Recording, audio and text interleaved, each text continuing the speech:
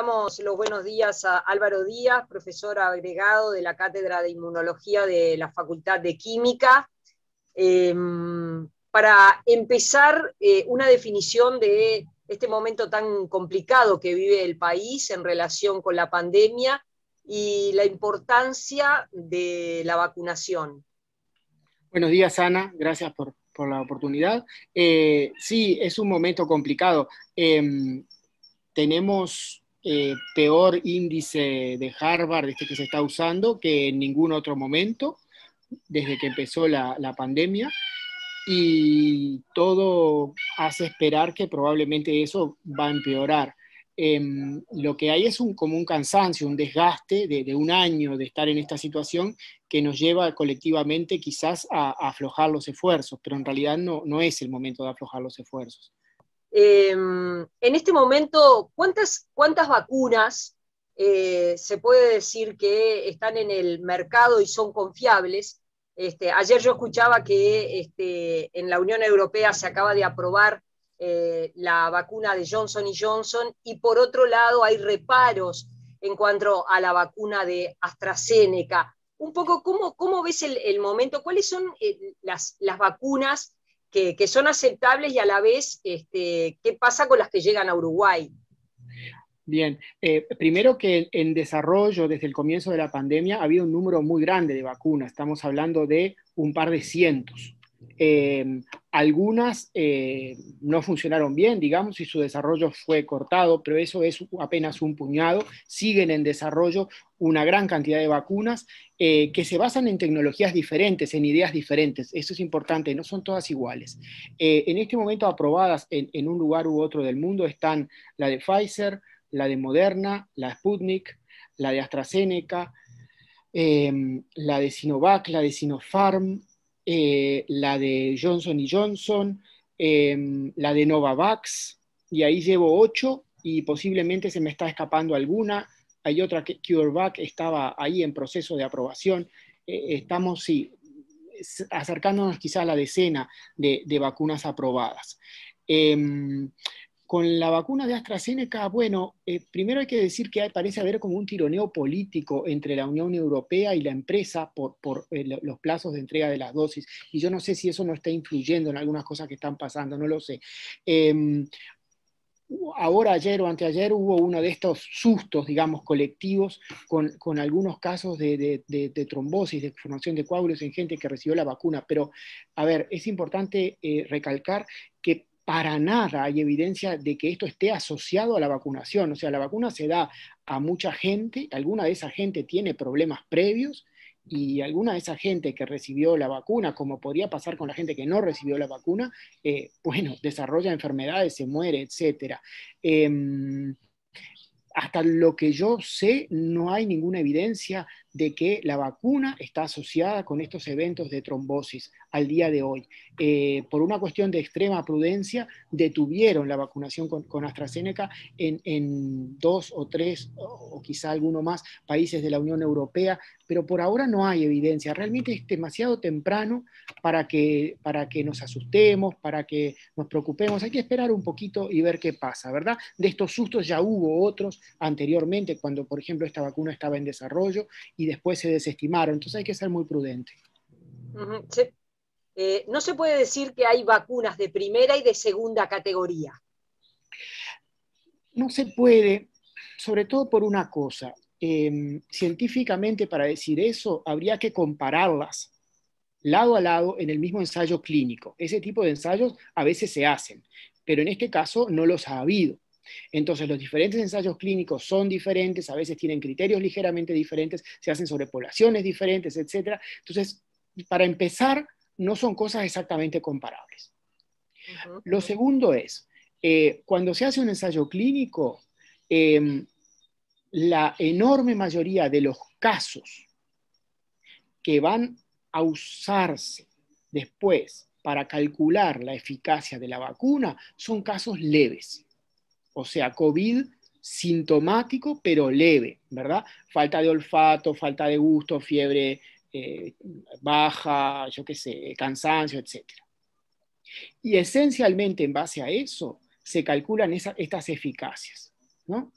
Entonces, para las dos vacunas que tenemos en Uruguay, los números más confiables que tenemos de eficacia parecen ser diferentes, porque es claramente por encima del 90% para la de Pfizer, y tenemos un número del 50% para la de Sinovac, basado en un ensayo en Brasil. Ahora, hay otro ensayo en Turquía con menos gente donde le dio como 90%, entonces ya ahí, bueno, nos genera una duda. Pero en todo caso, son números basados en casos totales, de las cuales la mayoría son casos leves. Cuando nosotros nos vamos a los casos graves, que es lo que realmente importa, o sea, la prevención del COVID grave, y bueno, de la internación en CTI, de la muerte, todas las vacunas que se han aprobado parecen mostrar eficacias muy altas. Y entonces ahí las diferencias, si es que son reales, esas diferencias se achican porque todos los números se apretan arriba. Es verdad que para la vacuna de Sinovac todavía no hay un artículo científico, ¿tá?, aceptado con el conjunto de los datos, o sea que conocemos menos en sentido de eficacia que para la vacuna de Pfizer. Pero los datos que hay, que son el ensayo de Brasil esencialmente, sugieren que su eficacia contra el COVID grave también va a ser alta. El gobierno precisamente está evaluando empezar a dar Sinovac para aquellas personas mayores de 60 años. Claro, porque por supuesto no es que haya ningún riesgo con esta vacuna para las personas mayores, ¿tá? Vamos a decir entre paréntesis que esta vacuna usa un tipo de tecnología que se viene usando hace décadas en vacunas, es muy parecida en tecnología a lo que es la vacuna de la hepatitis A que se usa hoy, o sea, no es un tema de riesgo, es un tema de que en el ensayo clínico más grande que hay de Sinovac, que es el de Brasil, no había suficiente número de personas de mayores como para que se considerara que había certeza estadística de la eficacia en personas mayores. Entonces dijeron, bueno, no tenemos la certeza, entonces no la usamos para personas mayores. Nada más eso. Ahora surgieron algunos datos nuevos, que si entiendo bien, algunos vienen de Chile, que está usando esta vacuna, y en base a esos datos nuevos, que yo no los he visto, las autoridades sanitarias decidieron extenderla hacia arriba a la franja de 60 a 70 años. ¿Se puede decir que toma más riesgo una persona que no se vacuna que una persona vacunada? Sin duda, sin duda. Eso, la relación beneficio-riesgo claramente nos tiene que decir hoy, en Uruguay de hoy, que para cada uno de nosotros como individuo lo más conveniente es vacunarnos. ¿Con cuál vacuna? Con la que nos den. Cualquiera va a ser mejor que estar sin vacunar. Hoy el riesgo de morirse de COVID es real, no es que sea un riesgo altísimo, ¿verdad? Porque si bien el contagio se ha generalizado, es más o menos un 1% de los que se infectan, el porcentaje que se muere, ¿verdad? Pero de todos modos es un riesgo bastante significativo. Y el riesgo de las vacunas es, yo qué sé, infinitesimal, es diminuto, no se puede ni calcular, porque en realidad no tenemos evidencia de nada malo que traigan estas vacunas. Y es muy importante recalcar que no somos los primeros, no somos los conejillos de Indias. Se han vacunado con la vacuna de Pfizer, con la vacuna de Moderna, que es muy parecida, con la vacuna de Sinovac también, con la vacuna de AstraZeneca, decenas, si no centenas de millones de personas en el mundo. Y básicamente no ha habido problemas.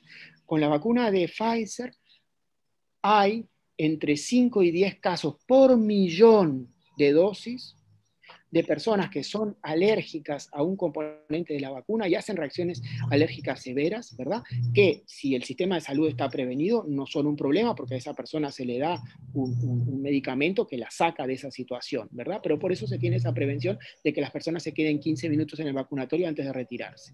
Eso es lo único realmente serio que se ha visto, y por otro lado es algo que pasa con los medicamentos en general. Hay personas que hacen reacciones alérgicas severas a diferentes medicamentos, incluyendo, por supuesto, los antibióticos.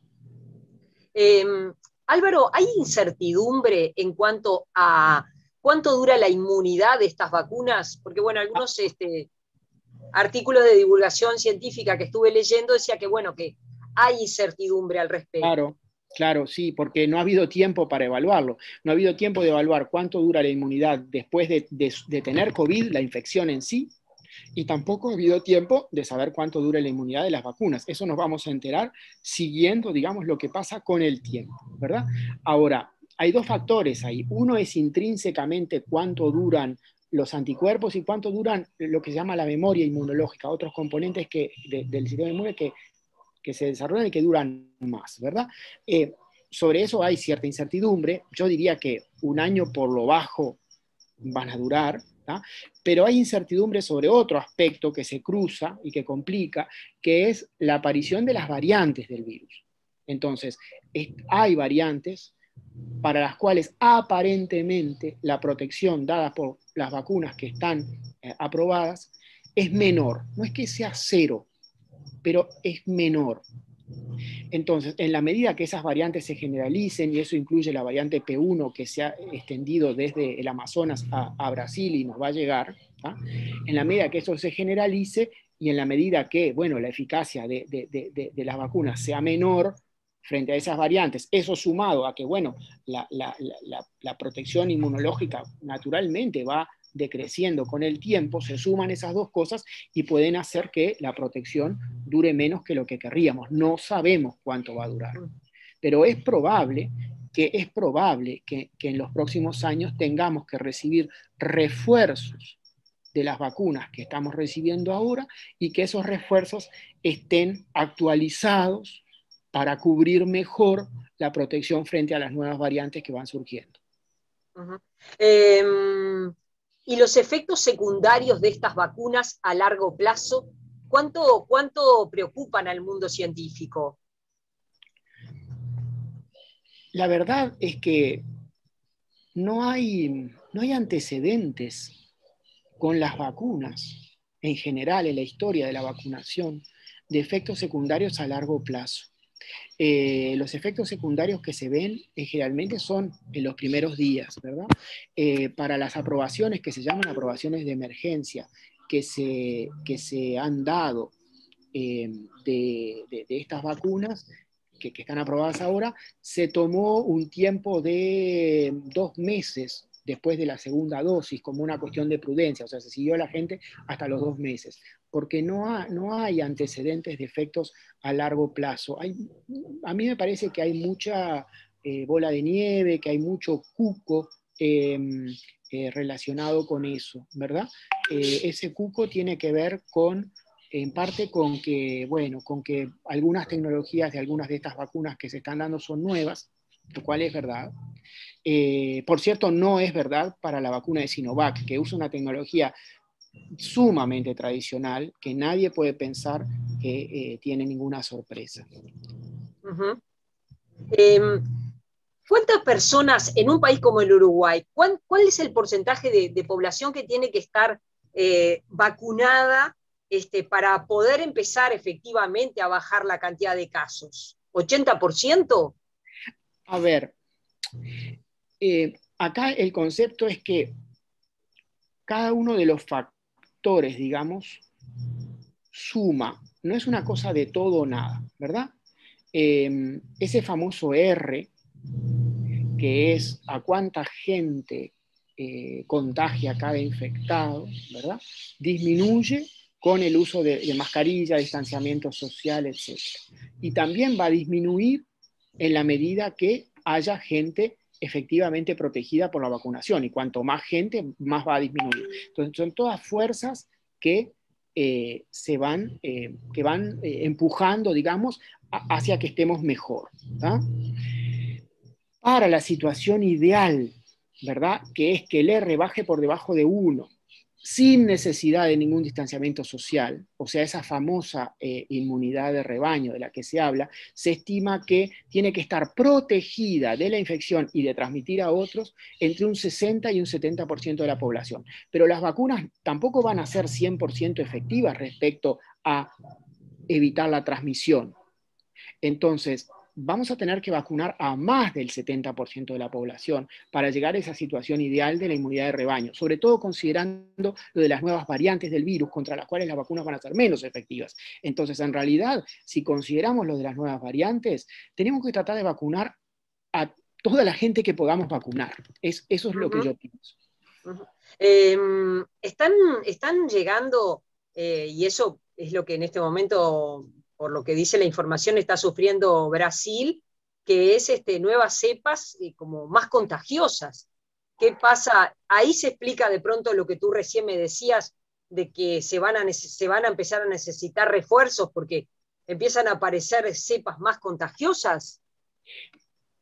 Sí, las dos cosas. Hay dos cosas. Aparentemente, eso todavía no es información sólida, pero aparentemente varias de estas variantes nuevas de preocupación que han surgido, incluyendo esta del P1 que surgió en Manaus, serían más contagiosas.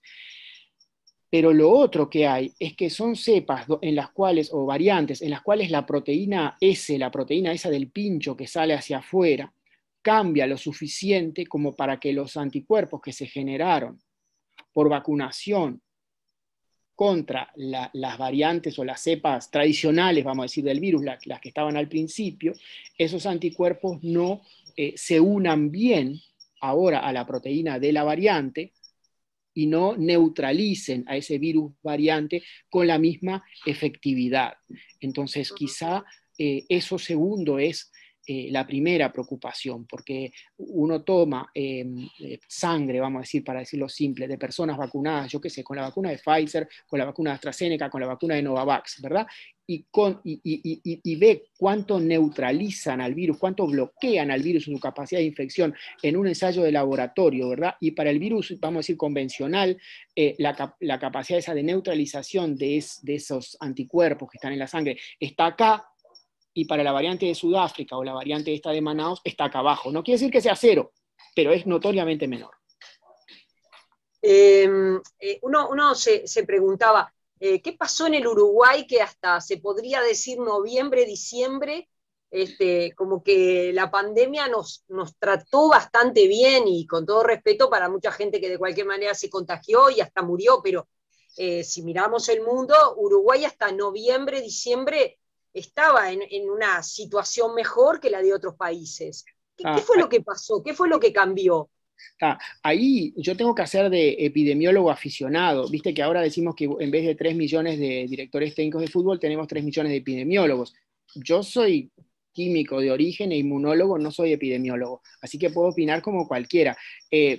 Probablemente Uruguay tiene menor conectividad con el mundo, por lo tanto el virus le llegó menor conectividad, yo que sé, que Argentina o Brasil, por lo tanto el virus les llegó un poco más tarde, no tenemos ciudades tan densamente pobladas, no tenemos subte, etc.